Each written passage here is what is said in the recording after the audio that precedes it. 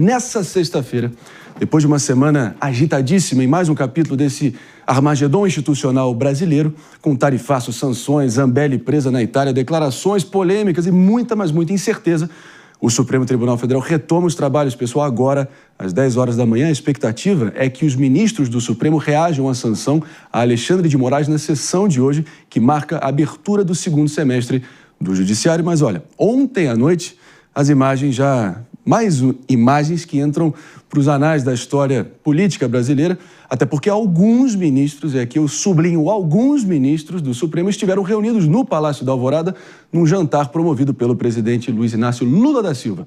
Proponho que a gente vá para Brasília aqui até para receber, enfim, todos os bastidores, a repercussão interna. Daqui a pouquinho, na verdade, a gente já vai ter uma reportagem aqui no detalhe. Mas já vamos com o David de Tarso aqui. Principal manchete, na tua opinião?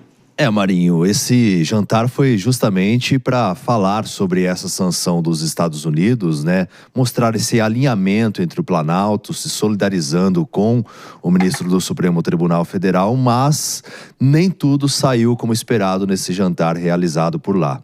Justamente porque nem todos os ministros estiveram presentes, né? Só 6 compareceram, entre eles o presidente da Casa, o Barroso, o próprio Alexandre de Moraes, e a expectativa também é que nesse jantar os ministros eles pudessem, todos eles, assinar uma carta, né, endereçada ao ministro Alexandre de Moraes prestando apoio. Só que só teve 4 assinaturas esse documento, por isso não seguiu adiante. E o Alexandre de Moraes ficou bem frustrado, segundo as informações de bastidores que a gente apurou lá em Brasília, justamente por não receber o apoio dos ministros da corte, os 11 ao todo, né? Apesar de todas as declarações ali oficiais, em caráter oficial, de todos os 3 poderes ali se solidarizando, na boca miúda em Brasília, Diego Tavares, a história parece ser bem outra. Há informações que possivelmente até os presidentes do Senado e da Câmara estavam tendo outro jantar ali simultâneo. E o racha no STF parece cada vez mais aparente, né? Olha, Marinho, eu acho que está mais do que aparente, eu acho que está consolidado. Bom dia para você, bom dia para os meus colegas aqui de bancada e para todos que nos acompanham nessa manhã aqui no Morning Show. Marinho, nessa savana que é a política, esse tipo de demonstração de fraqueza nunca vai passar despercebido. Ora, se 4 dos 11 ministros toparam aceitar um apoio a Alexandre de Moraes, existe evidentemente um racha dentro da corte. E esse fraquejo que acontece em relação aos ministros, com certeza vai abrir um vácuo para que outras forças aqui dentro do Brasil ocupem esses espaços de poder. Talvez no âmbito do Senado, onde de repente abrir processos contra ministros do Supremo, isso fosse algo impensável, algo que nem passasse, que nem fosse cogitado, sobretudo pelo presidente da Casa, o senador Davi Alcolumbre. Hoje pode ser que isso entre no radar do Congresso Nacional, até como uma forma de apaziguar tanto o ânimo aqui em relação às instituições, aos embates que ocorrem das instituições, quanto os ânimos com o nosso relacionamento com os norte-americanos, que está também bem degradado em razão, seja da falta de diálogo aberta pelo Brasil desde que esse tarifaço foi anunciado, seja pela atuação de Eduardo Bolsonaro nos Estados Unidos, enfim, sem sabermos aí exatamente qual que é as reais razões desse problema e, de fato, quem trabalhou efetivamente para que isso fosse amenizado. O fato é que existe uma bagunça institucional aqui e, nesses vácuos de poder que surgem de toda essa bagunça, alguém vai ocupá-los e isso, sem dúvida nenhuma, vai mudar a relação entre esses players que estão aí nesse jogo tão acirrado do tarifaço e das outras relações institucionais aqui no país. Na minha leitura, Diego, eu acho que nem vai precisar avançar um processo contra o ministro Alexandre de Moraes ou algo do tipo. Se a Suprema Corte começar a ajustar a sua conduta colegiada para uma direção de autocontenção e, com isso, de revisão de algumas das decisões mais polêmicas do ministro Alexandre de Moraes, como, por exemplo, o banimento de pessoas de redes sociais, que sempre, desde a primeira decisão nesse sentido, foi alvo de muitas críticas, inclusive de alguns colegas da corte, mas sempre com muito meias palavras. Se essa conjunção de forças no Supremo se modifica, eu acho que a gente já teria uma retomada de um clima de normalidade institucional, tirando um pouco a aura de superpoderes que paira sobre o ministro Alexandre de Moraes. Vale lembrar que, em decisões por exemplo, como de banimento de contas em redes sociais, a ministra Carmen Lúcia, que até então sempre tinha tido uma postura muito firme contra qualquer namoro com uma espécie de censura, ela tem um pronunciamento histórico onde diz que Cala a Boca já morreu, falando sobre a questão, inclusive, de obrigatoriedade de diploma para o exercício do jornalismo. Se ela retoma sua posição histórica, saindo daquela exceção que ela disse que seria necessária no contexto de ataque à ordem democrática, a gente já teria uma retomada aos trilhos, na minha leitura, do relacionamento entre os poderes. Só um pequeno adendo aí, mano, só para complementar. A colegialidade, que você disse muito bem, poderia resolver esse problema, é exceção na Suprema Corte. Infelizmente, a grande maioria das decisões que nós temos no âmbito do Supremo Tribunal Federal são decisões monocráticas, né? Decisões que são tomadas por um único ministro. Então, eu concordo com vocês, poderia amenizar o problema, mas exigiria uma mudança cultural na própria dinâmica do Supremo Tribunal Federal. O que muita gente não entende é justamente isso, né? Sobre por que o ministro Alexandre de Moraes toma as principais decisões relacionadas ao caso do ex-presidente Jair Bolsonaro. Normalmente existe um sorteio, a priori é isso no Supremo Tribunal Federal, até é alvo de questionamento. Tudo começou lá em 2019, quando ele começou na apuração, e aí houve o sorteio de fato, sobre as milícias digitais, as fake news. E desde então há um entendimento no Supremo Tribunal Federal para que o ministro continue julgando casos correlacionados. E por isso que fica sob a relatoria dele todos os casos envolvendo o ex-presidente Jair Bolsonaro. E há esse entendimento, então, para que haja conexão. Só que o que causa a estranheza de muitos juristas, né, é que, no inquérito que apura a suposta trama de golpe, ele seria uma das vítimas. E aí, como que você mantém a imparcialidade diante disso? Agora, sobre a questão da decisão monocrática, o que muito se diz também é que o grau de protagonismo, né, de ousadia, digamos assim, jurídica nas decisões, ele varia conforme o respaldo que o ministro sente que vai ter dos colegas para manterem a sua decisão no colegiado, né? Então, se houver uma mudança de configuração de forças no colegiado do Supremo, eu acho que mesmo as decisões monocráticas vão ter uma moderação de autocontenção no seu conteúdo. Vários sigilos bancários e telemáticos foram ali completamente violados e quebrados, sem supervisão colegiada. Isso para citar um ponto dessa longa saga que vem acontecendo desde 2019, pelo menos desde 2019, né, pessoal? Então, enfim, uma hora, o problema com as consequências é que uma hora elas chegam. Podemos acusar do que vocês quiserem os ministros do Supremo, menos de amadorismo. Qualquer um sabe que esse racha aparente vem e ninguém gostaria de estar na alça de mira do governo norte-americano. Mesmo que tenha dependido de uma intervenção estrangeira, intervenção externa, eu acho que é salutar, eu acho que é importante a gente ver que essa unanimidade monolítica dentro do Supremo está, enfim, dando sinais que vai quebrar, ou pelo menos esse poder vai começar a se diluir como deveria ser. Isso é coisa de Coreia do Norte. O regime democrático pleno e pulsante realmente tem o dissenso, o contraditório, mesmo dentro do judiciário. De vez em quando, chegamos a tal ponto, né, nessa república que a gente precisa voltar para o beabá, para o básico de vez em quando. 10 horas e 11 minutos, mas para seguir escavando aqui em busca de resposta dos bastidores, talvez antecipar os próximos movimentos nesse tabuleiro frenético e tenso, proponho que a gente vá a Brasília, rumo à capital federal com a nossa repórter Marília Ribeiro, que tem detalhes exatamente do que aconteceu nesse jantar e também o clima por aí, Marília. A gente já fez aqui um panorama aqui das repercussões, mas se tiver informações aí de bastidores, a gente agradece muito. A palavra é sua. Oi, André, bom dia para você, a todos no Morning Show, uma boa sexta-feira para todos nós. Pois é, Brasília tem sido bem agitada nesses últimos dias, principalmente nessa última semana. Logo após, né, esses anúncios feitos por Donald Trump, nós tivemos o decreto que traz aí os 50% em produtos brasileiros, mesmo tendo aquela lista com quase 700 produtos que tem essa exceção. Também tivemos as sanções relacionadas ao ministro do Supremo Tribunal Federal, Federal Alexandre de Moraes. E ontem o presidente Lula, ele ofereceu um jantar aos 11 ministros da corte. Porém, André, apenas 6 compareceram. Nós estamos falando aí de quem esteve lá. Foi o ministro Cristiano Zanin, Alexandre de Moraes, Flávio Dino, Gilmar Mendes, Edson Fachin e o atual presidente da corte, Luiz Roberto Barroso. Os outros 5 ministros não compareceram. Nós estamos falando aí de Carmen Lúcia Dias Toffoli e também os outros ministros que não tiveram restrições, né, que foram anunciadas pelos Estados Unidos. O Nunes Marques, André Mendonça e Luiz Fux.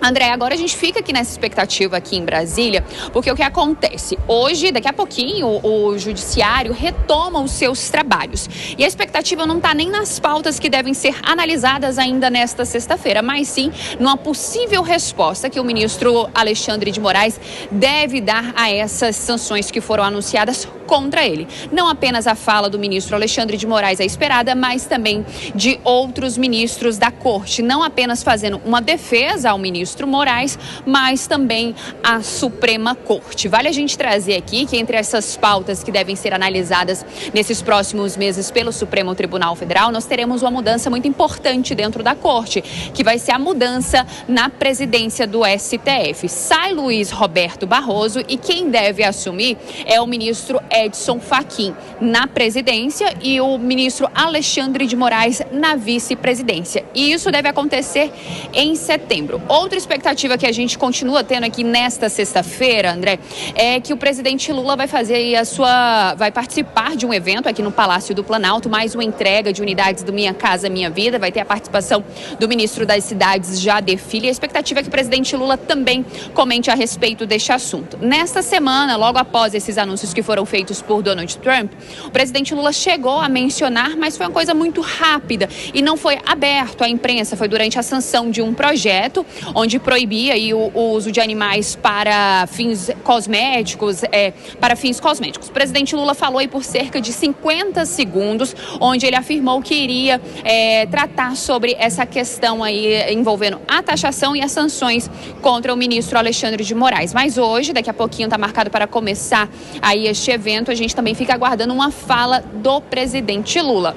Neste final de semana, o presidente Lula passa aqui em Brasília, onde no domingo nós teremos aí a posse de Edinho Silva na presidência do Partido dos Trabalhadores. Também temos a expectativa que o presidente Lula volte a falar sobre este tema, porque ele deve entrar aí nas diretrizes do PT, já que Edinho Silva fica à frente do Partido dos Trabalhadores até 2029. Então, uma sexta-feira bastante agitada e o que promete também que o final de semana também seja, André. É isso aí, Marília. Obrigado demais pelas informações, esclarecimentos. Bom trabalho por aí. E a gente volta com você nos próximos dias. Obrigado. Já acionando a bancada aqui, pessoal, até porque eu queria trazer um novo ingrediente a essa história toda, o fato que o ministro Alexandre de Moraes, de acordo com apurações de bastidores, a gente vai criando aqui um entendimento de que ele teria pedido ao presidente Lula que não mobilize, pelo menos por enquanto, a AGU, a Advocacia Geral da União, em ação para que o defenda da sanção envolvida ali, das diversas sanções em torno da lei Magnitsky que foi aplicada contra ele, né? O ministro Moraes afirmou que não pretende estabelecer relação com os Estados Unidos e se mostrou tranquilo, sereno, ali inabalado, diante de possíveis impactos sofridos aqui no Brasil. Que ele tem esse talento, pelo menos, de se mostrar ali gelado ou realmente intocável, ele tem até aquele já icônico momento do dedo médio em riste ali na Neoquímica Arena. Talvez ele mostrou um momento de fraqueza. De qualquer modo, rechaçando uma ajuda da AGU nesse primeiro momento, o próprio governo teria oferecido ali contratar um escritório nos Estados Unidos para representá-lo, mas ele disse, não vamos meter a mão nessa comboca aqui não, pelo amor de Deus. Pelo menos não é o momento agora, repare bem. Maria de Carne. Esse aí é o Ciro, né? São os meus alter egos, os monstros que saem dentro de mim, me perdoa.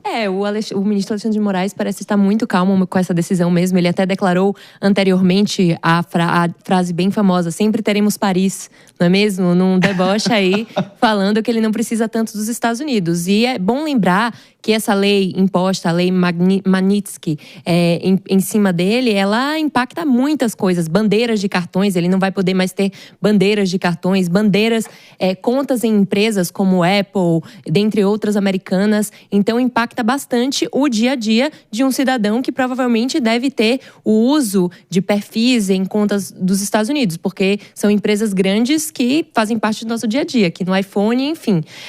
Então, a ver as cenas. A gente fala aqui que ainda não vai ser acionado a AGU, mas acredito que até tinha lido nos próprios comentários da Eurasia, que é uma consultoria política, falando justamente que o presidente Lula já colocou todo mundo ali, o aparato para defendê-lo, então tá todo mundo assim em estado de alerta, aguardando os próximos passos do que o ministro vai deliberar ou o próprio colegiado. A gente estava aqui comentando, né? E o Marinho tocou bem, que não há uma unanimidade na corte. Mas eu acho que isso é muito bem-vindo, é o que é esperado, a não unanimidade. Pois nesses espaços de discussão, de decisões jurídicas importantes, é importante demais ter a diversidade de pensamento e que bom que não há uma unanimidade aí de pensamento dentro da alta corte. Vocês que nos acompanham aqui sabem que a gente sempre se propõe aqui do papo retíssimo, reto, direto e concreto aqui com todo mundo que nos acompanha.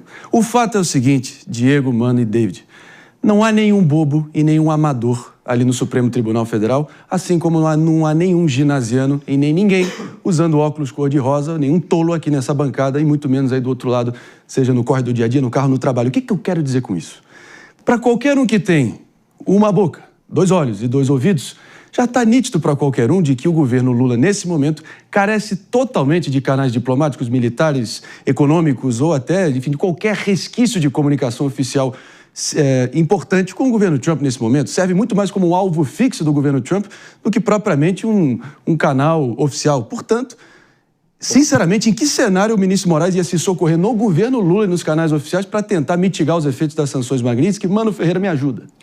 Olha, Marinho, eu acho que a gente precisa separar as coisas, né? Primeiro, o governo Lula parece ter conseguido desobstruir canais oficiais de diálogo com o governo americano. É o que a gente sabe pela informação de que houve reuniões do chanceler Mauro Vieira nos Estados Unidos e que o vice-presidente Geraldo Alckmin também tem conseguido ter algum diálogo com autoridades americanas. Então, acho que falar num bloqueio total era verdade até a semana passada. Acho que, no momento, já há uma desobstrução desses canais oficiais. Esse é um aspecto. Mas eu acho que, de um ponto de vista da narrativa política institucional e da narrativa política, a pior coisa nesse momento é a mistura entre judiciário e executivo, porque justamente o que precisa se demonstrar, e não apenas de um ponto de vista factual, mas também de um ponto de vista da percepção pública da sociedade brasileira e da comunidade internacional, é a independência entre os poderes. Então, você ter essa mistura entre judiciário e executivo nesse momento de um contexto turbulento, onde a independência do judiciário está sendo questionada, na minha visão, é muito ruim ter essa mistura. É preciso ter...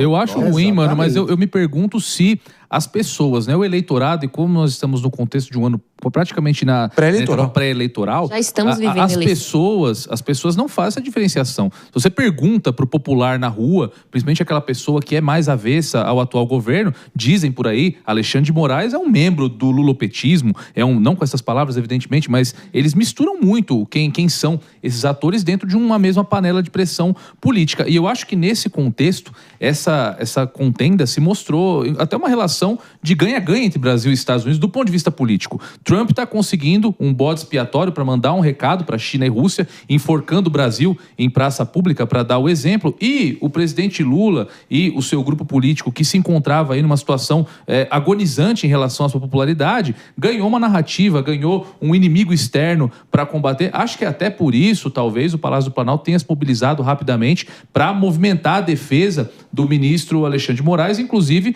propondo a utilização da Advocacia Geral da União, porque isso tem servido muito bem ao governo para levantar a sua popularidade. Acho que com isso com esse contexto todo, com essa guerra comercial, o governo tem condições de chegar de forma mais competitiva para as eleições do ano que vem. Isso agora, né? Ainda estamos distantes das eleições, sim. Muita água vai rolar. Acredito que foi estendido o prazo da aplicação das tarifas, né, até 7 de agosto, então muita água vai rolar. Ainda temos mais de 50% dos nossos produtos está sendo taxados, então isso vai ter um impacto grande na nossa economia, o dólar vai subir automaticamente, os preços vão subir, salvo a picanha e o café, que é o que o presidente prometeu, aparentemente. Até nisso ele tem sorte. Mas é um screenshot do momento, David, até lá muita água. Acho que o aspecto que o Diego tocou, ele é muito importante sobre a interpretação do momento que a gente vive, né? Em um mês, como mudaram as coisas. A gente tinha o governo extremamente enfraquecido em relação à popularidade do Lula. Estava nas cordas. Estava nas cordas, pedindo arrego, até mesmo com medidas que estão em alinhamento envolvendo o Supremo Tribunal Federal em relação ao IOF. E agora a gente já vê uma possibilidade de que o governo use essa narrativa já pensando em 2026, porque isso tende a ser muito explorado. E um racha também na direita, né? Porque agora o que a gente percebe? Um descolamento em relação ao ex-presidente Jair Bolsonaro com o Tarcísio de Freitas, que seria o potencial ao Planalto, de fato, calado nos últimos dias. O último evento, até pedi para a nossa produção levantar, a Amanda, né, nossa chefe de reportagem aqui, levantou. A última aparição pública do Tarcísio foi num evento da Sabesp no dia 23. Depois disso, ele não deu mais coletiva de imprensa, agora, não falou mais. Entrou embaixo d'água. Isso pode ser indicativo. Eu preciso trazer um outro tema aqui, David, até porque a escalada contra o ministro Alexandre de Moraes pode estar se espraiando rumo ao velho continente, rumo à Europa, parece até estar dando os primeiros passos. É por aí? Porque os legisladores dos partidos de direita do Parlamento Europeu pediram que a União Europeia, né, imponha sanções contra o ministro do STF também. Entre as medidas solicitadas estão o congelamento dos bens de Moraes e a proibição de viagens a países do bloco. O documento dos deputados europeus, eles afirmam que o magistrado representa, abre aspas, uma grave ameaça à liberdade de expressão. Então, pode haver realmente essa escalaada. Mas eu não acredito que isso vá prosperar, não. Acho que a direita está longe de ter uma maioria no bloco ali em Bruxelas, né? Longe de ter. Pode gerar uma gritaria, engrossar-lhe o coro de reprovação. O próprio ministro, vamos dizer que avance, tá? E a própria esquerda veja essa situação do ministro Moraes se tornando tóxica ou radioativa. Tem até um precedente recente, né? Porque houve uma intervenção ali anulando as eleições na Romênia, que o candidato ali da direita populista teria sido ali ajudado pelo Vladimir Putin, pelo regime russo, e as eleições foram anuladas, né? Ele poderia se apoiar nesse precedente e dizer, eu só estava tentando defender as instituições brasileiras contra o avanço do autoritarismo e a influência externa, né? Talvez pode ser. Precedentes estão aí para ser, uma vez existentes, acabam exercendo essa função, né? E a gente vê um mundo cada vez mais nessa guerra de narrativas. Você dizia aqui, mencionou rapidamente, e vai fazer parte da narrativa dessa direita mais ideológica para conseguir ali mobilizações políticas. É o ponto que a gente tem que discutir aqui. Até que ponto essa guerra de narrativas vai ser impactada e benéfico para o cidadão como um todo. Vai impactar a economia sai perdendo nessa guerra. Resta saber se vai colar. Cola ou não cola? Cola ou não cola? Na minha avaliação, cola sim, porque é óbvio que a direita vai ficar mais enfraquecida diante disso. Porque qual que foi a narrativa gerada pelo Eduardo Bolsonaro? De que, olha, só meu pai pode ser o potencial candidato. Quando outros se colocaram para resolver o problema, Tarcísio de Freitas, o próprio Ratinho Júnior, a gente repercutiu aqui no programa. Eles foram realmente hostilizados pelo Eduardo Bolsonaro, dizendo, não, eles não vão resolver, não tem nada a ver o que eles dizem. Essa comitiva também de senadores que veio até aqui não vai resolver nada, só quem pode resolver sou eu, na articulação que tem. E isso vai ser utilizado pela esquerda, porque se eles já usam a bandeira em momentos menos, vamos dizer, turbulentos, imagine agora. Não, e aí, David, na minha visão, tem duas alternativas. Ou o deputado Eduardo Bolsonaro foi muito juvenil e cometeu um grande tiro no pé, ou Eduardo Bolsonaro está trabalhando ativamente pela reeleição de Lula. Com que objetivo? O único e exclusivo objetivo de manter a hegemonia bolsonarista na oposição ao PT. Porque ele tem trabalhado para bloquear qualquer possibilidade de outra liderança que não seja o seu próprio pai ou ele mesmo, ou algum membro da família. De tal modo que o que fica claro é que mesmo com o fortalecimento que está acontecendo, as pesquisas já indicam, do governo Lula, o Eduardo Bolsonaro se mantém firme nessa narrativa. Ou seja, a prioridade é manter a hegemonia da própria família no campo da oposição, mesmo que isso signifique a reeleição do presidente. Mas a gente Lula. já Isso nem sabe. seria novidade, mano. Isso nem seria novidade. É sempre bom lembrar. No passado, quando o Jair Bolsonaro ainda era presidente, tem um discurso público do Eduardo Bolsonaro defendendo que Lula de volta às urnas seria benéfico à direita brasileira, reacenderia, de certa forma, um sentimento contra o antipetismo. Então, essa é uma conduta que escancara até mesmo esse personalismo da direita bolsonarista, né, que não admite que outras vertentes da direita ultrapassem o bolsonarismo como hegemonia. A direita permitida, né? A direita limpinha. Exato, presidente. Esses vaselina toda aí. Marinho, era só não fazer nada nos últimos 30 dias. Em 2026 já estava praticamente assim, muito provavelmente sem nenhum candidato, porque o Lula enfraquecido, não tem nenhum outro potencial em relação à esquerda, de fato... Como diria minha falecida avó Carmen, esse trem já saiu da estação. Esse trem já foi embora e a situação atual é essa que está posta e vamos lidar frontalmente com ela.